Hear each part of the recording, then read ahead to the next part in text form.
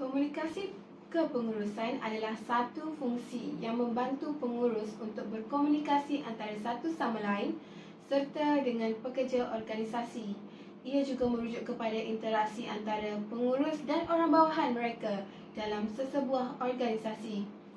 Komunikasi membantu dalam pemindahan maklumat daripada satu pihak kepada pengirim yang juga dipanggil penerima. Penting bagi pengurus untuk berkomunikasi dengan ahli pasukan mereka untuk memastikan produktiviti dan keamanan maksimum di tempat kerja.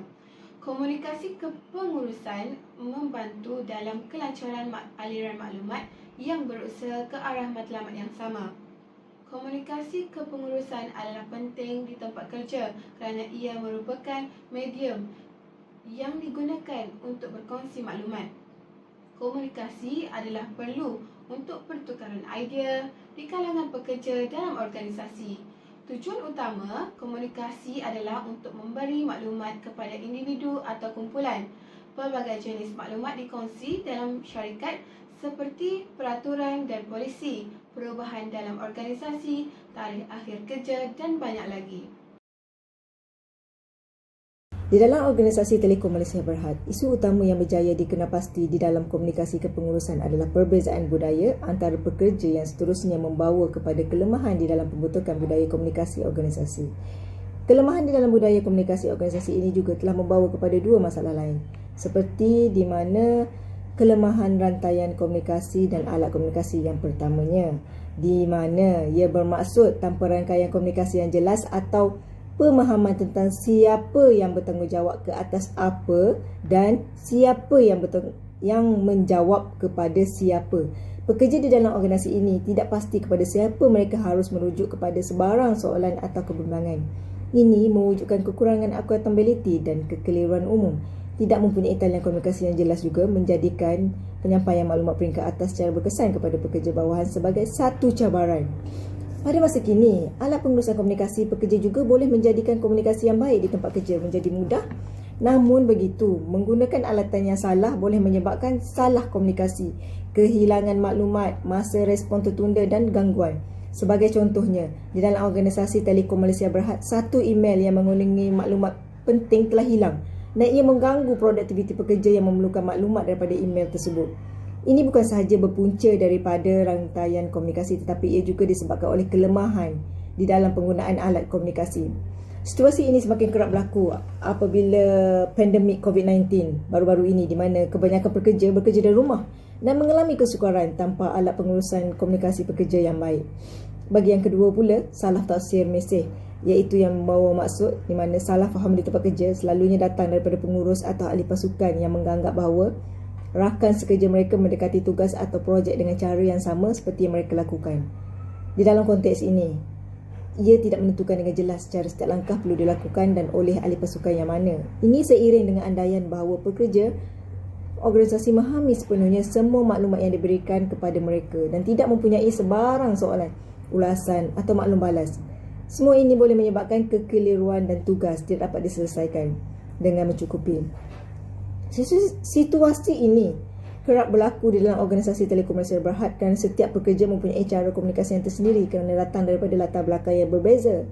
Organisasi juga kerap berkongsi maklumat secara berlebihan dengan seluruh tenaga kerja mereka yang hanya berkaitan dengan jabatan tertentu, lokasi kerja atau posisi di dalam organisasi. Ini boleh membebankan pekerja organisasi dan menyukarkan mereka untuk menangkap atau menapis maklumat yang berkaitan dengan pekerjaan harian mereka. Situasi ini telah menjadi budaya semasa berkomunikasi sehingga ia membawa kepada salah tafsir mesej komunikasi dan menjejaskan operasi organisasi. Sekian, terima kasih. Komunikasi transaksional menggambarkan aliran maklumat dari satu individu ke individu yang lain. Jenis komunikasi yang paling umum. Pengirim dan penerima adalah entiti yang bebas. Mesej boleh dihantar dalam sebarang format sama ada bertulis, lisan ataupun media yang berbeza. Model komunikasi transaksi merujuk kepada pertukaran maklumat yang berterusan di mana kedua-dua penghantar dan penerima terlibat secara bergilir-gilir menyampaikan mesej. Peserta dirujuk sebagai communicator dan ia terdiri daripada manusia ataupun mesin. Model transaksi adalah proses dua hala. Kesan faktor-faktor ini terhadap proses komunikasi tidak selalunya jelas. Penghantar dan penerima mesej mestilah berinteraksi secara serentak. Okey, model Berlin. Model Berlin ialah sistem maklum balas berbilang lapisan yang kompleks di mana mesej dihantar ke sana kemari dengan maklum balas yang disediakan oleh kedua-dua pihak.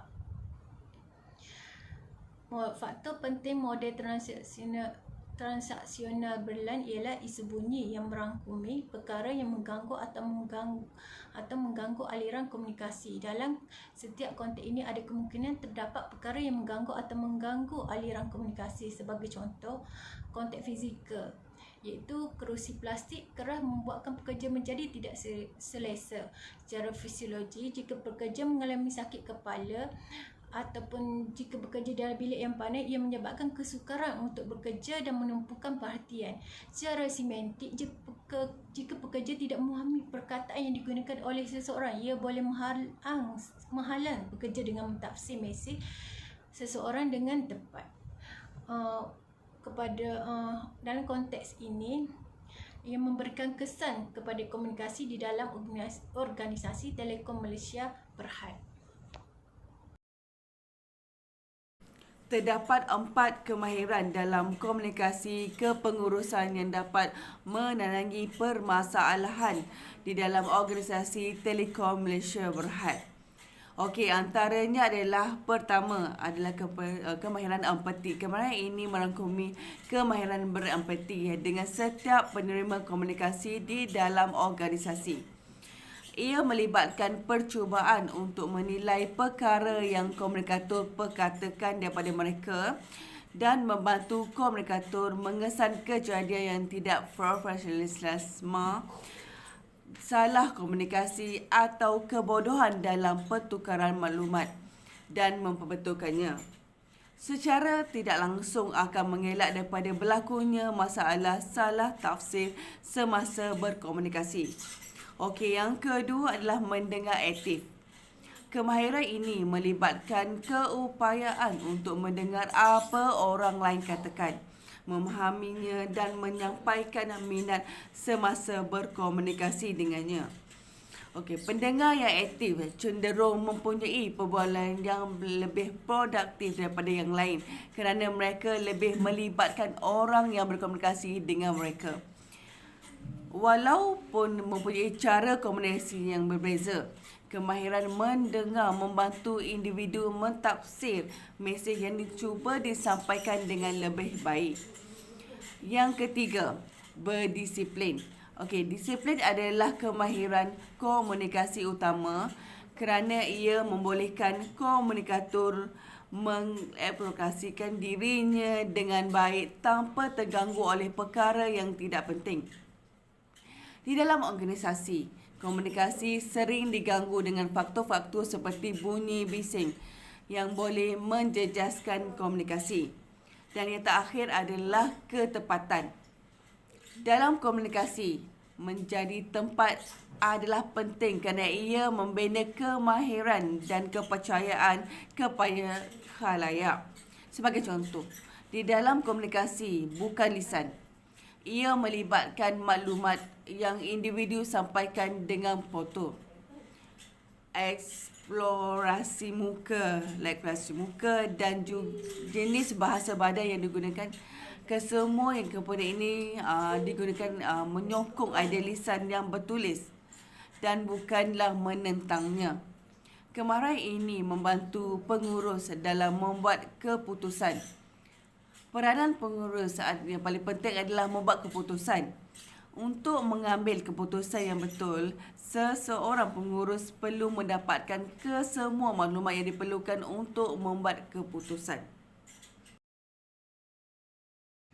Bagi proses dan strategi komunikasi kepengurusan yang boleh dilaksanakan pula mempunyai 5 strategi.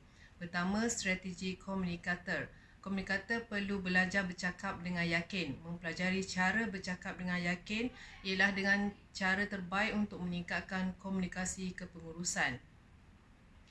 Strategi kedua adalah strategi pembinaan imej. Dengan memperbaiki penulisan, ia juga dapat meningkatkan pertuturan kerana kedua-duanya adalah bentuk komunikasi penting yang digunakan oleh pengurus kepada pekerjanya setiap hari. Mampu memberikan maklumat dan berkesan melalui penulisan adalah kemahiran penting yang boleh membantu dalam menyampaikan maklumat penting dengan mudah kepada pekerja. Strategi ketiga adalah strategi pemilihan saluran media. Organisasi perlu menggunakan saluran terbuka untuk komunikasi. Sebahagian besar komunikasi pengurusan yang baik memudahkan orang lain bercakap dengan pengurus. Saluran terbuka membolehkan kaki tangan bercakap dengan pengurus dengan bersandarkan kepada prinsip pintu terbuka, iaitu kaedah yang bagus untuk menggalakkan komunikasi kepengurusan yang baik adalah dengan mencipta saluran utama untuk kaki tangan bercakap dengan pengurus. Ini memberikan kaki tangan cara mudah untuk menghubungi pengurus mengenai sebarang isu, pertanyaan atau kebimbangan yang mereka ada. Strategi keempat adalah strategi audiens. Jika pekerja mempunyai mesyuarat besar atau perhimpunan kaki tangan, pekerja perlu memberikan masa yang mencukupi untuk diri mereka membuat persediaan lebih awal. Sebagai audiens, pekerja perlu memastikan mereka mengetahui perkara yang komunikator perkataan dan membiasakan diri dengan semua perkara penting yang ingin dibincangkan dalam komunikasi. Dan akhir sekali adalah strategi budaya. Membentuk budaya komunikasi yang berkesan adalah penting di dalam organisasi. Pengurus yang bekerja dengan baik dengan pasukan, mereka sering mencipta matlamat atau idea bersama dan ini boleh dicapai menerusi komunikasi. Ini bukan sahaja membantu mewajarkan banyak keputusan peringkat atasan yang dilakukan oleh pengurus, tetapi ia memastikan semua ahli pasukan berada dalam halaman yang sama. Bekerja ke arah matlamat bersama seperti ini mewujudkan ikatan dan persahabatan yang kukuh dalam pasukan. Ia secara tidak langsung meningkatkan komunikasi kepengurusan di dalam organisasi. Sekian, terima kasih. Kesimpulannya, komunikasi kepengurusan ialah seni merancang, melaksanakan, memantau dan menambah baik proses komunikasi dalam pasukan, projek atau organisasi.